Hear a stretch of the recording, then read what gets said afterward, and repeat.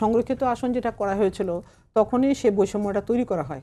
হ্যাঁ, 72 থেকে যুদ্ধ থেকে যারা আসছে, যে মেয়েরা যুদ্ধ করে আসছে, যুদ্ধক্ষেত্রে ছিল, তারা কিন্তু পরবর্তী সময় মতিয়া চৌধুরীর মতো মহিলারা কিন্তু পরে এমপি হয়েছে। কিন্তু ওই সময় কিন্তু একটা ডিসক্রিমিনেশন করা হয়েছে। এবার যেমন হচ্ছে অভ্যুত্থানের সময় পরে মেয়েরা পরে আর দেখা গেল না, ওরা এসে ঘরে ঢুকে গেছে আর ছেলেরা রাজনৈতিক অঙ্গনে নেমে গেছে। ওই 71-এর যুদ্ধের সময় একই জিনিস হয়েছে, এখন মেয়েরা বাদ পড়ে গেছে। কিন্তু ওরা তখন ডিমান্ড করে নাই যে আমাদের 300 সিটের মধ্যে আমাদের সাধারণ সিট কোথায়, কারণ যুদ্ধে কিন্তু ঠিকই তারা মানে অংশগ্রহণ করেছিল। এদের মধ্যে থেকে যোগ্য মহিলা ছিল এবং যারা পরবর্তী সময়ে তারা কিন্তু সরাসরি ইলেকশন করছে এবং তারা মন্ত্রিত্ব পালন করছে, মন্ত্রীদের দাবি। আর সংরক্ষিত আসন কিন্তু একটা জাতিসংঘের একটা গ্লোবাল ইস্যু, এটা কম্পালসারি।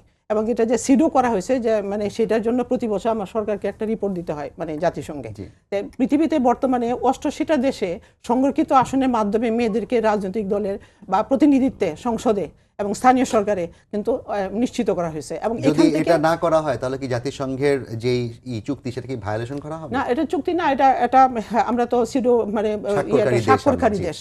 হ্যাঁ, সেটা বারবার মানে বলতেছে বিভিন্নভাবে যে সংরক্ষিত দেখাইছে, সংরক্ষিত দেখিয়ে কিন্তু 7%, মানে আপনি দেখবেন এর মধ্যে আসে যে 7% বাংলাদেশের মেয়েরা পার্লামেন্টে মানে আছে। হ্যাঁ, কিন্তু এটা যে 50 যে সংখ্যা দিয়েছে এই কারণে ওইটা বাড়ানোর জন্য, অ্যাকচুয়ালি এটা বাস্তবে তো কোনো কার্যকরী হয় না উনি যেটা বলছে। কিন্তু সংরক্ষিত আসনের আইনটাই ছিল সম্পূর্ণ ত্রুটিপূর্ণ। আমি বলবো যে এটা একটা বিকৃত আইন ছিল এবং এটা যারা করছে তারা ভেরি স্মার্টলি করছে, জেনে শুনে করছে যে এই সংরক্ষিত আসনে মেয়েরা কখনোই কার্যকরী ভূমিকা পালন করতে পারবে না। উনি বলেছেন না যে তাদের কোনো কার্যকারিতা নাই, তাদের তো কোনো রুলস অ্যান্ড রেসপন্সিবিলিটি নাই, তাদের তো কনস্টিটিউয়েন্সি নাই। আপনি কনস্টিটিউয়েন্সি নাই, ডাল নাই, তোলো নাই, নিধিরাম সর্দার না।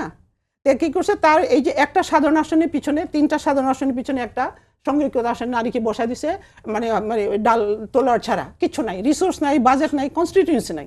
আপনি এখন আমাকে বলেন কনস্টিটিউয়েন্সি ছাড়া কি একটা নির্বাচনী এলাকা হইতে পারে? একজন নারী সংসদ সদস্য কিভাবে হয়? তো এই আইনটা যে ভুল, এটা গত 30 বছর যাবতই কিন্তু এটা চলতেছে।